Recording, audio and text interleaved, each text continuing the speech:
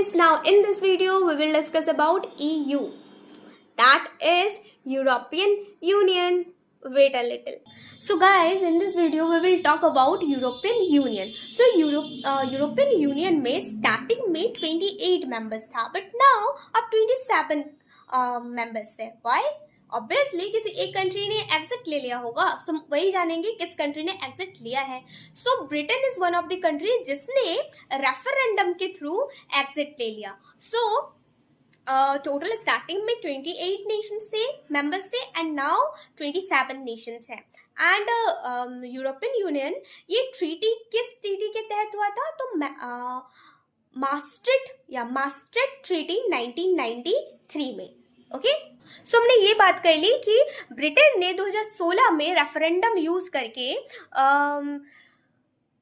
Exit ले लिया, and this process is called Brexit. Okay, and 2016 में रेफरेंडम करा, 2020 में प्रॉपरली एग्जिट ले लिया. ओके, नाउ यदि हम बात कर ले यूरोजोन की, तो क्या आपको पता है यूरोजोन होता क्या है? यूरोजोन इज ऑल अबाउट कि जितने भी यूरोपियन नेशंस हैं उनके ज़्यादा से ज़्यादा नेशंस यूरो करेंसी को जस्ट अडॉप्ट करें. तो यूरो करेंसी को अडॉप्ट करने वाले नेशंस में टोटल 20 कंट्रीज हैं, और अभी हाल ही में बेलग्रेड ने भी not Belgrade, Bulgaria, that is right. So Bulgaria नाम याद रखना बहुत ही ज़्यादा कंफ्यूजिंग होता है, बट या जितना बार आप रिव्यू करोगे ये आपके टंग पर बैठ जाएगा.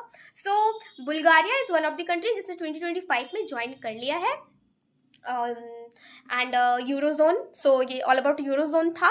यूरोपियन नेशन को हमने स्टार्टिंग में समझा, एंड यूरोजोन की यूरो के करेंसी को कितनी नेशंस ने अडॉप्ट कर लिया है. Now India and EU European nation का कुछ जॉइंट एग्रीमेंट्स एंड या पार्टनरशिप, जैसा हमने ब्रिक्स में देखा या फिर हमने लेटेस्ट और भी ऑर्गेनाइजेशंस में देखा, इस तरह से इसमें भी बहुत सारे बायलैटरल ट्रेड्स एग्रीमेंट होते हैं. नाउ फर्स्ट समिट की हम बात कर लेते हैं जो इंडिया और EU के बीच में हुआ था, दैट इज 2000 में लिस्बन, पोर्टुगल में. ओके, नाउ लिस्बन ट्रीटी में एक ट्रीटी ऐसा है जिसके तहत कि EU ने एग्जिट लिया है, right.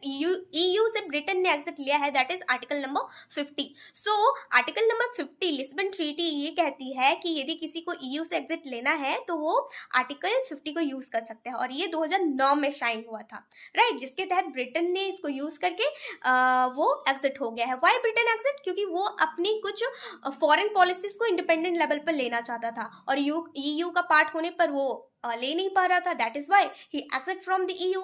So thank you. I hope so कि EU के बारे में आपको समझ में